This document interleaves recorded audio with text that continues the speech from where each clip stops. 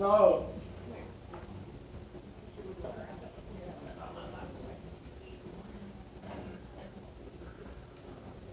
menopause is hell. New business. We're gonna jump into new business with both feet. Loose dogs. Dogs are running everywhere. Dogs are killing other people's critters. I don't know, what, Wayne Clark, is there anything that Saguache County Sheriff's Office officer can advise us on the loose dogs here? Leash law. With loose dogs, there's not a leash law countywide. However, if someone feels that a dog is aggressive or if a dog is currently or actively attacking livestock or anything like that, you do have the right to protect yourself. You do have the right to protect your animals, which means that you can legally put an animal down. Okay? If you choose to do that, make sure that you do it in a safe way. Dallas, they just had someone try to shoot a dog and kill the lady. So you may want to make sure that you have a good backstop on that. Best thing, folks, just build some good fences, take care of your dogs.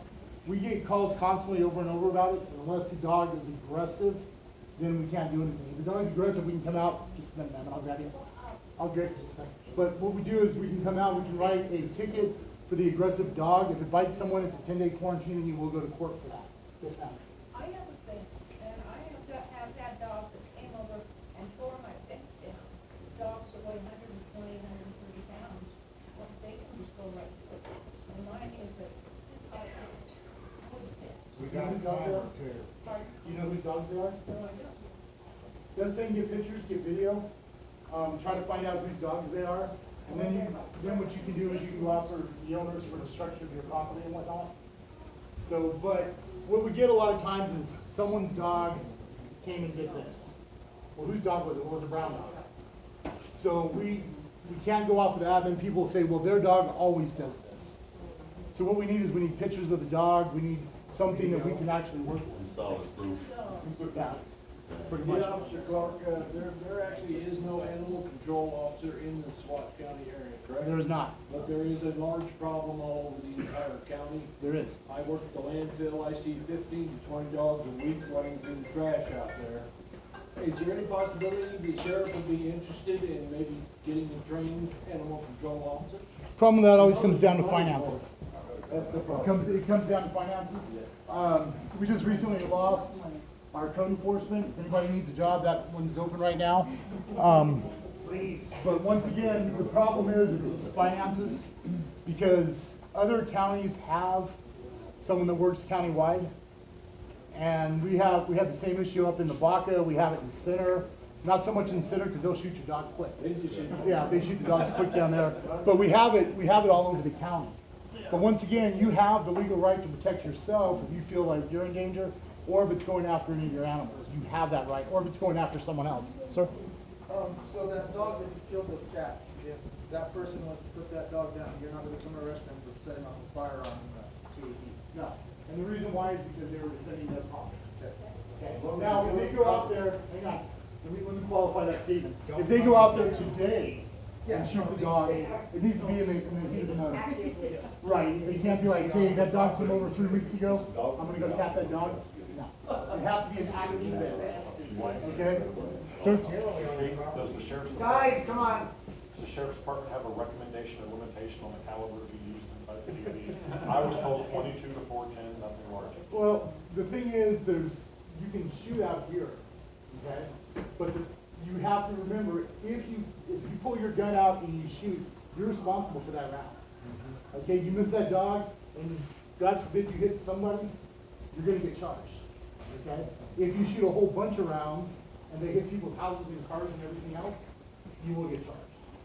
So you gotta be smart about it, folks, you know, if, you can't just go all cowboy on it, so. That's not. Paintball. Can we paintball in a You can different paintball all day long with them. You know, the best thing with that, leave them in the refrigerator so they're a little bit cold. frozen? Yes. It'll be the white dog, it's not bright orange. Right, so that way it's easy to see who it is also. But like I said, folks, video is Aggressive great. paintball colors, I love it. Right, sir? The owners need to take personal responsibility. Last year, about this time, I witnessed my neighbor's dogs who have been the focus of complaint. Their dog attacked a 6-year-old young boy, bit him in the butt, hit his bike, drove him down the ground, and went back towards him. His legs were just flailing around. He was screaming for his mother. And the owners who were not there, I was an eyewitness, prevented any more neighbors out there to call the dog off. Their response was the kid did nothing, and the grandfather of the son did nothing. And now we have this lazy Army Silver's dogs. Cats are all dead. My dogs were attacked. Brian's cat was attacked, and nobody has done nothing. The ASPCA needs to get out there. Those poor dogs are in a 10-by-10 enclosure. And they're, half the time they're not having water.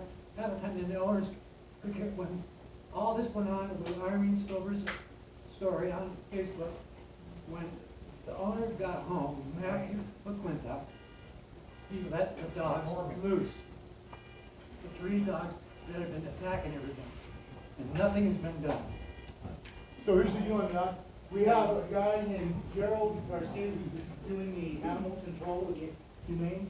If you have something like that, folks, I've been gone for the last couple weeks. Give me a ring over at the office, leave me a message. If I'm not in the office, I can get in touch with Gerald, I'll have him come out, I'll have him look at that. We just recently seized, I think it was 17 dogs and like 22 horses up in the sergeant's area. So what he'll do is he'll come out and he'll make sure that they have the stuff they need. If they don't, he can seize them, okay? But he covers a huge area, and basically what happens on that is we have to call him to come out. So you've got my card. If anyone else needs my card, let me know. But you got my card, give me a call, let me know where it is and everything, and we'll come out, okay? I'll give Gerald a call and we'll go from there. So it's not illegal to discharge a firearm then, KV? And it's not illegal to discharge a firearm if you're doing something to protect somebody or something like that. If you're just going out there and just shooting to shoot, you are in an enclosed area, there are people around, you could be charged with making use of a firearm. Well, whether you're shooting prairie dogs or. Like I said, a lot of it's common sense. Okay? Right, and that's the problem though, is you may say that house is way over there, but people here, there's a bunch of people here that are taking the safe carry. A 22 round will go 1.5 miles, folks. So that's something you gotta think about. You may think that, well, they're all the way across that field, but a 22 round will go 1.5 miles. I've got rifles out in my car that'll seriously shoot. It's almost the length of the subdivision. 2 miles. So on Facebook the other day, I don't even know who it was, they were talking about there was a bunch of shots going off, like 3, 5, 8, 10, whatever it was. Call the sheriff's office. Because someone's not shooting a dog or a prairie dog if there's 10 shots going boom, boom, And boom, there's boom. definitely gunfire there. Call the sheriff's office. Folks, I'm not making excuses. We've got 3 guys on the road right now, talking to county commissioners. We got 3 guys, and after a certain time, we come out. I got a call out last night at 1:45 in the morning. I got off at midnight. So, but give us a call. If nothing else, you guys need to document what's going on. So that way, we're able to look at it and we're able to say, here's a pattern, okay? And so just give us a call on that. But like I said, you do have the legal right to protect your business, your property, yourself, your family, your children, or someone else. If I'm out there getting attacked by a dog and Chester goes over there and shoots the dog, I'm going to tell him, thank you. Thank you, Chester. Right. So, sir. Just a quickie, a 177 helicopter, a big cat, 1200 or whatever, if you take and put your pellet in and you take like Vaseline and you just smooch over the end of the pellet, that pellet gun will have short range and the power of a 22. We can notch it and you put silver in, you can shoot vampires. But yeah, but like I said, if you're gonna shoot something out here, folks, remember, there's houses all the way around. And like I said, a 22 will go 1.5 miles and still have potentially the power to hurt someone. Sir? Yeah, another thing people don't stop to realize, we had an incident the other day out here, these guys in this hemp farm, they go around shooting prairie dogs. Well, sure, they're shooting toward the highway with 22s, but they ricochet. The ricochet will kill you faster than somebody aiming at you. Come the bullet. Because whenever you hear that bling, my aunt's house, we were over there, and there's 5 they impacted right in her driveway. So, watch what you're doing, your backstop's the biggest thing. We gotta keep moving. We are gonna miss lunch and there's donuts in there. We're not gonna miss that. What? We call those power rings. Damn, Chris is in it, oh my donuts. Okay, the other day I went and passed around the boil orders to everybody that was on our desk. And please put your address in front of your house or on the street or somewhere. If I didn't play thunder trying to find everybody, Joyce, your yard is pretty nice. Okay? Didn't get it, have my address posted. I have 2 people on Johnson now, and I don't know, we got a problem with the system, and we gotta address that. Because I'm going down the street and I pass a house, and pass a house, and then pass one out. I don't know, I'm working on that. So I'll be working on a new list there. That's always what you're told is that, well, we don't have your address. I've been told Well, that no, for I 6 didn't years. have the address, but we're gonna work on this. Okay, Rico, we had a water leak down in 3. Rico let us come into his place, let us use his driveway. We drove through it for days and days, thank you. No problem. Last month, Swatch County Land Use sent out 6 letters to people that were in blight violation and or sewer violation. A couple of them have been returned because they were wrongly reported. And so, we have, the Swatch County is doing that. Swatch County this week is doing 3 more. So Swatch County's out here. And they're out for the blight, and they're out for the bad sewers. And so, they're, briefly, yes. I'm sorry, we got a fly. Last county commissioners meeting, we had 2 people put in permits for extended marijuana plant counts in the KV. They granted one, denied the other, because they were trying to do them on the same property. After the end of that meeting, Watch County commissioners put a moratorium on any more permits. So right now, the KV is setting at 18 extended plant count permits for marijuana and a ban till the end of the year. So just to let everybody know. Yeah, that was the next thing. Swatch County has a moratorium on marijuana grows until, for 6 months. And it started in July, so that's July to December. Where's that at? Moratorium. The still tank for the north well is here this week, next week. It'll be coming, it was delivered, yesterday, I think, to the supplier in Alamo. So it's in Alamosa. And then we're putting together a crew of workers and we're gonna get that into that north well. The pressure tanks in the north well house, which is what we're running on our central water system, I believe those are 1972s when the subdivision was created. And they have more well on them than they have steel on it. And so we got new pressure tanks ordered, and Ed did that when he was president. And Ed had the guy and was talking with the guy, and Ed's just still doing that. And so until the tank gets here, and then I will start in and get a crew, and we're gonna get that put together. How can that be when they're not licensed contractors? You can't put in septic without being a licensed contractor. How can you do this thing on the? Said anything about septic? When we put in? Pressure, water pressure tanks in our pump house. And are they certified to We need handle underwater? a licensed plumber to install anything in our municipal water distribution system. Yeah. You did permits, didn't you? Yeah, I would assume you have to have a permit for it, right? That's through the county, but then, and the people that do the work have to be licensed. And the county would be the one that would require them to be. That's what they allow a homeowner permit, but is the KV considered a homeowner for our system?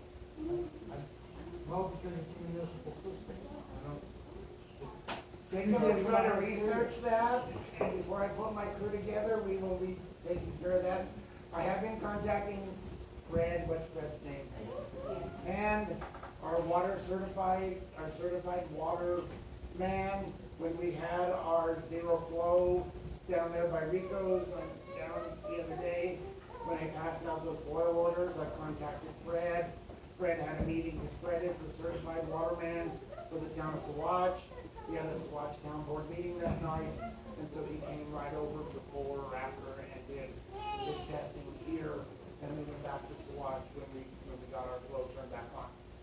And so we will be getting with Jacob on that, and of course Barry with Fred, the certified water, our certified waterman will be involved in that same also, because he's our certified water system man. Right, and I'm thinking, because I've been on a ranch for too long, and he gets ranching. I think you'd like us to them out there and start digging septic getting where you want it to. Yeah, I was gonna be over water. Put your own stuff in. Yeah, David. Yes. The way that is set up with it, we work, Brett is our official water person, and any of the work that we do is considered by the state to be under him and under his authority. He's got to say so as to whether it's up to state regulations and all that. Did you get that? And then probably needs to- We work under Fred against license. Yes. Yes. Anything that we have done with the water over there has been inspected by the state and approved by the state. Which is along the lines of what I was gonna say, which is if you guys have a state certified water System operator. you need to make sure your operator is satisfied with how it's being handled and the contractors that are doing it. There's a separate inspector besides our operator. If you've got a permit, the Yeah. inspector's gonna come and inspect it. Yeah, That's just the way that works. yeah, but I mean, there's different, so there's state issues and there's county issues. And you just need to check with those people, state and county, and make sure that they're happy with the people that are doing the work. And that should resolve the issue. If your water guy's not, then You just need a master plumber to do the work, the end of the work. You don't need, you can use your same crew, but you need a master plumber if you have to, for the inspector. And I've run into that before. Yeah. All right. People have permit. Right, so there you have it, you know. All right, once again, I'm sorry, I shouldn't have that way. This year, we had a legal, Jacob, what was our legal thing? Mediation with the Higginses. Havens, Havens. What did I say? Havens. Do you want to elaborate on that at all? I don't think so. All right, I mean, I don't know we that there's had a anything meeting. said about it. Do you? Well, I can't You're, even. I said, I don't know that there's anything that has to be said about it. There was a mediation, the outcome of which was related to road standards and signage standards in the KV. And it's been posted on both Facebook pages. Thank you, Ricky, actually. Yeah, you should read the agreement and know what the standards are. I'm trying to talk with the Higginses and end these court things. Because cover your ears, Jacob, no one's winning on these but the lawyers. I'd call it more of a And a, pass. okay, and so we've got to find some even ground here. We've got to give a little, and they've got to give a little. And stay out of court and just get things done. And to add to that, the court doesn't really want to deal with it. And it's essentially saying, anytime you guys got a beef with each other related to this stuff, I want you to go to mediation first, before I'll listen to it. So it behooves everybody, for the most part, it behooves everybody to sit down before something gets filed and actually figure it out before you pay for a mediator and all that stuff, so. Well, it was nice. We filed paperwork a week and a half ago to the honorable judge here in the county. It had been mediated in front of Judge Greenberg on the last time of the state standard. That means that if you're gonna put a culvert in, it's gotta meet at least the county standard and be in the ditch line for water transfer. There's a state standard placement of signs. They aren't 30 feet past the intersection. and those standards had been sent to this board via processor of the sheriff's office. Already pulled out of this federal Right, monetary. so the sign got put in, but it Yeah. wasn't mounted in the right way. And it was not a breakaway sign. That's what I'm saying. Yeah, and it's supposed to be on a yellow pole. And It we're is- working on that, No. we're moving forward from there. And so we still gotta finish that. So,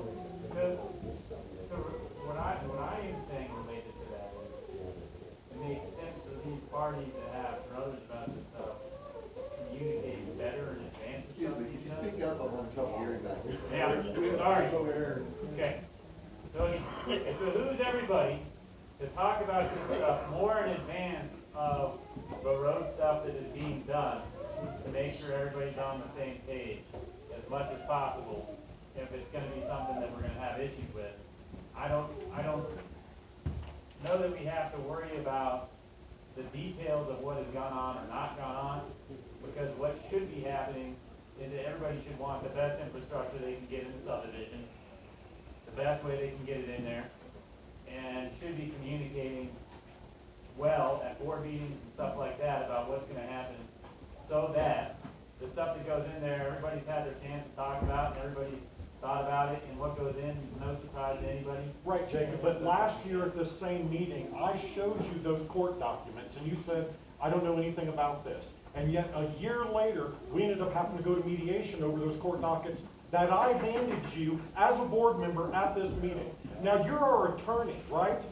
So as a board member or any homeowner here, if they hand you court papers and a year later, you still haven't addressed it, what kind of a lawyer are you? Or is it the board who is here that just decided we're not gonna do anything about it for the next year until we get taken to court again by a homeowner? So let's be clear. We have two issues. You're complaining about your legal services, and the second one is, we got complaints about stuff not being done in subdivision, right? No, it all falls under the exact same thing, because we were court ordered to do something that wasn't getting done, and our lawyer had no idea about it, or did any research on it, or compelled the board to do anything about I it. cannot compel the board to do anything. So if we have a court judgment against us, our lawyer has no opinion on it whatsoever. I can tell the board, you need to repair the road. But you didn't. You said, I don't know anything about this. You're, Excuse me, I'm trying to handle business. you haven't been my primary contact. No, I haven't been, Jacob, but I am the one who contacted you on this specific topic. I handed you the papers at this last annual board meeting. And you said, I don't know anything about this. So, we were taken to court, and none of the board, your contact with the board didn't advise you that we had a court judgment against us What, a okay, year ago. before that word, is that what you're talking about? When we had the order against us, you said you didn't know anything about it at the last board meeting. That's why we ended up going to mediation this year, is because for the last year, nothing has been done in accordance to that court order. So whoever your contact is with the board is not taking your advice, or you didn't know anything about it and couldn't advise the board on it. I know about it. I have advised the board on it. You need to comply with the court order. After the fact, So whoever you're talking to on the board then is ignoring your legal advice and refusing to comply with the court order. I cannot say that because what I had said to particular people is attorney-client privilege. No, I'm a board member, and what you said to a board member, I don't have any privilege of knowing that. You do. I think we're, Sorry, Bill, I thought you were the KV, wait a You minute, just said you didn't work which for the board. means you we're worked all for- your clients, wait a minute. and so we all have that Settle privilege. down. Everybody knows that there was a court order. How it was handled or was not handled. Correct. I was a board member president here before, and Right, so I'm being held in violation of a court order over something I have no control over, is what you're telling me. I walked in 3 weeks ago, 2 of them. And you don't the care? party. I'm dealing with it. Look at all this shit. You gotta see my kitchen table. So this is all on you. Again, I have nothing to do with this. I am in violation of a court order, but I have nothing to do with it. I can't fix it, I can't start the grader, I can't call anybody. What is my part on this board if for the last 2 years, you people have been telling me there's nothing I can do? Leave it to whoever's in charge to do. No, that's not the way I run That's this what it board. sounds I like. don't care, that is not the way I run this board. Can I make a Everything will be put before the board at board meeting. Excuse me, you came to my house to ask for my vote on something. That wasn't waiting till the board meeting, was it? I asked. Okay, but it's okay for you to do that, it's not okay for me. You're telling me you can come to my house and ask me stuff about board member things, but I need to wait till a board meeting to address things. I went to every board member's house to ask their permission if I could put an ad in the paper.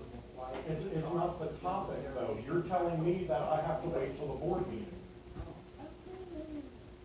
Everything that is business of the KB will be presented and handled at the board meeting. No, sir, you came to my house, that was not a board meeting, that was business. That was called business without a board meeting, that's one item. Okay, you're contradicting yourself. You can't tell me it has to be at a board meeting, yet come to my house about a topic that has to do with board business. Just like I talked to the attorney and said, here, I have a question for you, and you said, no, we'll handle that at the board meeting. So as a board member, I can't even come to my president and talk about What is anything. what is the rules and regulations governing under Robert's Rule of Order about 2 board members or 3 talking about business outside the board?